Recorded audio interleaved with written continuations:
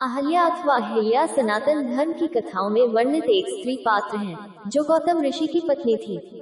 ब्राह्मणों और पुराणों में इनकी कथा छिटपुट रूप से कई जगह प्राप्त होती है और रामायण और बाद की रामकथाओं में विस्तार से इनकी कथा वर्णित है। कथाओं के अनुसार यह गौतम ऋषि की पत्नी और ब्रह्मा जी की मानस पुत्री थी। ब्रह्मा ने अहल्या को सबसे सुंदर स्त्री बनाया। सभी देवता उनसे विवाह करना चाहते थे। ब्रह्मा ने एक शर्त रखी, जो सबसे पहले त्रिलोक का भ्रमण कर आएगा वही अहल्या का वरण करेगा।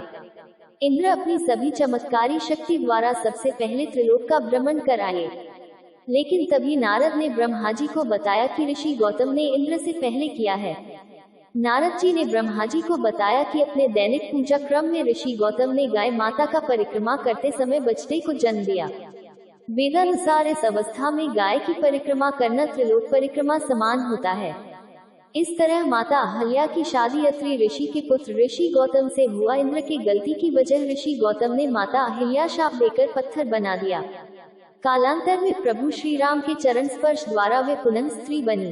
हिंदू परंपरा में इन्हें सृष्टि की पवित्रतम 5 कन्याओं पंचकन्याओं में से एक गिना जाता है और इन्हें प्रातः स्मरणीय माना जाता है। मान्यता अनुसार प्रातःकाल इन पंचकन्याओं का नाम स्मरण सभी पापों का विनाश करता है। राम और लक्ष्मण ऋषि विश्वामित्र के साथ मिथिलापुरी के वन उपवन आदि देखने के लिए निकले तो उन्होंने एक उपवन में एक निर्जन स्थान देखा। राम बोले, भगवन, ये स्थान देखने में तो आश्रम जैसा दिखाई देता है, किंतु क्या कारण है कि यहाँ कोई ऋषि या मुनि दिखाई नहीं देते? विश्वामित्र जी ने बताया, ये स्थान कभी महर्षि गौतम का आश्रम था। वे अपनी पत्नी के साथ यहाँ रहकर तपस्या करते थे। एक दिन जब गौतम ऋषि आश्रम के बाहर गए हुए थे तो उनकी अनुपस्थिति में इंद्र ने गौतम ऋषि के वेश में आकर अहिल्या से प्रणय याचना की। अहिल्या ने इंद्र को पहचान लिया और प्रणय हेतु अपनी स्वीकृति नहीं दी। जब इंद्र अपने लोक लौट रहे थे तभी अपने आश्रम को वापस आते हुए गौतम ऋषि की दृष्टि इंद्र पर पड़ी, जो उन्हीं का वेश धारण किए हुए था। उन्होंने इंद्र को शाप दे दिया। इसके बाद उन्होंने बिना विचार किए क्रोधवश अपनी पत्नी को शाप दिया कि तू हजारों वर्षों तक केवल हवा पीकर कष्ट उठाती हुई यहाँ राख में पड़ी रहे। जब राम इस वन में प्रवेश करेंगे तभी उनकी कृपा से तेरा उद्धार होगा। तभी तू अपना पूर्व शरीर धारण करके मेरे पास आ सकेगी। ये कहकर गौतम ऋषि इस आश्रम को छोड़कर हिमालय पर जाकर तपस्या करने लगे। इसलिए विश्वामित्र जी ने कहा, हे राम, अब तुम आश्रम के अंदर जाकर अहिल्या का उद्धार करो। विश्वामित्र जी की बात सुनकर वे दोनों भाई आश्रम के भीतर प्रविष्ट हुए। वहां तपस्या में निरत अहिल्या कहीं दिखाई नहीं दे रही थी, केवल उसका तेज संपूर्ण वातावरण में व्याप्त हो रहा था। जब अहिल्या की दृष्टि राम पर पड़ी तो उनके पवित्र दर्शन पाकर एक बार फिर सुंदर नारी के रूप में दिखाई देने लगी। नारी रूप में अहिल्या को सम्मुख पाकर राम और लक्ष्मण ने श्रद्धापूर्वक उनके चरण स्पर्श किए।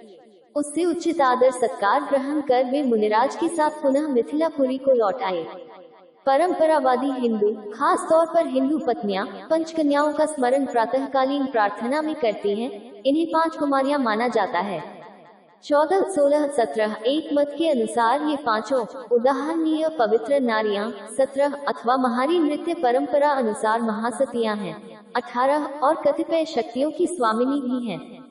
14 इस मत के अनुसार अहल्या इन पांचों में सबसे प्रमुख हैं, जिन्हें छलपूर्वक भ्रष्ट करने का प्रयास किया गया, जबकि उनकी अपने पति की प्रतिपूर्ण निष्ठा थी। 17 अहल्या को पांचों में प्रमुख इसलिए भी माना जाता है क्योंकि यह पात्र कालानुक्रम में भी सबसे पहले हैं। 6 देवी भागवत पुराण में अहल्या को एक प्रकार से उन द्वितीय कोटि की देवियों में स्थान दिया गया है, जिन देवियों को शुभ, यशस्विनी और प्रशंसनीय माना गया है। इनमें तारा और मंदोदरी के अलावा पंचसतियों में से अरुंधति और दमयंती इत्यादि भी शामिल की गई हैं। वह स्थान जहां अहल्या ने अपने शाप की अवधि पूर्ण की और जहां शाप मुक्त हुई, ग्रंथों में अहल्या तीर्थ के नाम से उल्लेखित और पवित्र स्थान के रूप में प्रतिष्ठित है। तीर्थ स्थल वह जगह